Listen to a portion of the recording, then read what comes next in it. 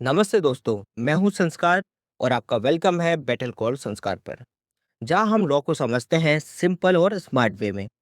आज हम बात करेंगे एक ऐसे टॉपिक के बारे में जो हर क्रिएटर, इन्वेंटर और इनोवेटर के लिए एक सुपर पावर जैसा है, इंटेलेक्चुअल प्रॉपर्टी राइट्स।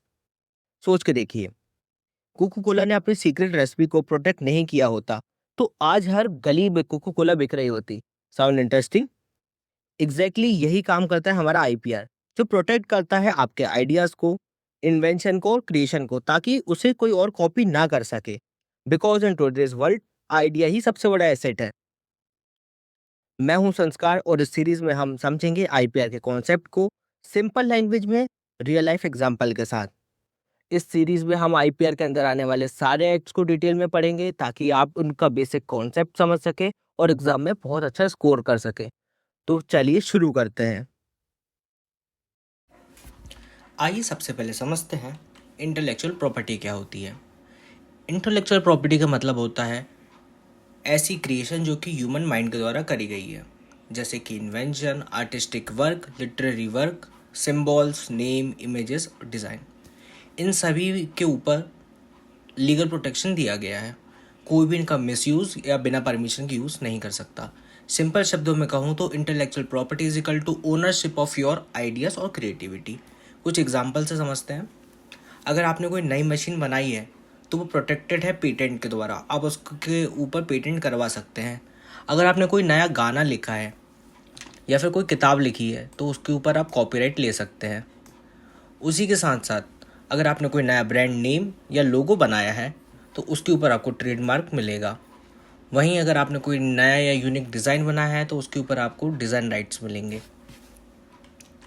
अब हम देख लेते हैं आईपीआर क्या होता है, इंटेलेक्चुअल प्रॉपर्टी राइट्स। ये वो राइट्स होते हैं जो कि उन क्रिएशन के ऊपर दिए जाते हैं जो कि लोगों ने अपने दिमाग से बनाई है। इन्वेंशन के ऊपर मिलता है आईपीआर, डिज़ाइन के ऊपर मिलता है, आर्टिस्टिक वर्क के ऊपर मिलता है, लिटरेरी वर्क के ऊपर मिलता है, ब्रांड नेम के ऊपर मिलता है, सिम्बॉल्स के ऊपर मिलता है।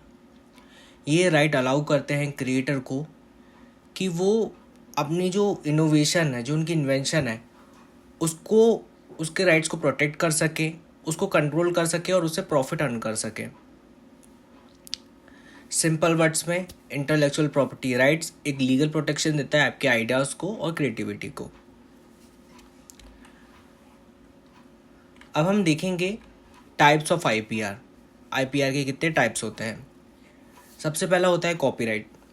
कॉपीराइट प्रोटेक्ट करता है ओरिजिनल लिटरेरी, आर्टिस्टिक, म्यूजिकल और ड्रामेटिक वर्क को। साथ ही साथ जो कि मूवीज़ बनती हैं, साउंड रिकॉर्डिंग्स होती है, इन सब के ऊपर कॉपीराइट मिलता है। इसका पर्पस होता है कि सेफगार्ड करना आपके एक्सप्रेशन ऑफ आइडिया को, ना कि आइडिया को। इसमें डिफरेंस ये है, अगर आपने कोई आइडिया सोचा और किसी और ने उसके ऊपर काम कर दिया तो उसके ऊपर कॉपीराइट आपको नहीं मिलेगा। लेकिन अगर उसका एक्सप्रेशन है, आपने उसको कहीं लिखा हुआ है, तो आपको कॉपीराइट मिल जाएगा, भले आपने उसका रजिस्ट्रेशन ना कराया हो। इसकी टाइम ड्यूरेशन 60 साल तक रहती है आपके मरने के बाद।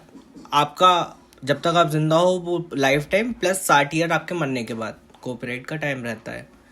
सेकंड है पेटेंट। पेटेंट एक एक्सक्लूसिव राइट होता है जो कि इन्वेंशन पे दिया जाता है। जब भी कोई व्यक्ति एक नया इन्वेंशन करता है तो उसे पेटेंट मिलता है। ये 20 साल के लिए दिया जाता है और ये एक्सटेंड नहीं होता है। ये दिया जाता है ताकि इन्वेंशन को प्रमोट किया जा सके और इन्वेंटर के राइट्स को प्रोटेक्ट किया जा सके। थर्ड है ट्रेडमार्क। ट्रेडमार्क दिया जाता है उन सभी लोगोस पे, साइंस पे, सिंबल्स पे जो कि एक गुड एंड सर्विस को दूसरे से डिफ्रेंशिएट करता है, एक बिजनेस को दूसरे बिजनेस से डिफ्रेंशिएट करता है।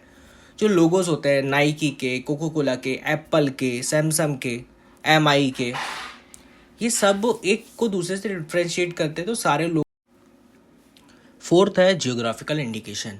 जियोग्राफिकल इंडिकेशन आइडेंटिफाई करता है गुड्स को उनकी स्पेसिफिक लोकेशन से, जहाँ पे उसकी क्वालिटी, रेपुटेशन और कैरेक्टरिस्टिक उसकी प्लेस ऑफ ओरिजिन से आइडेंटिफाई होती है।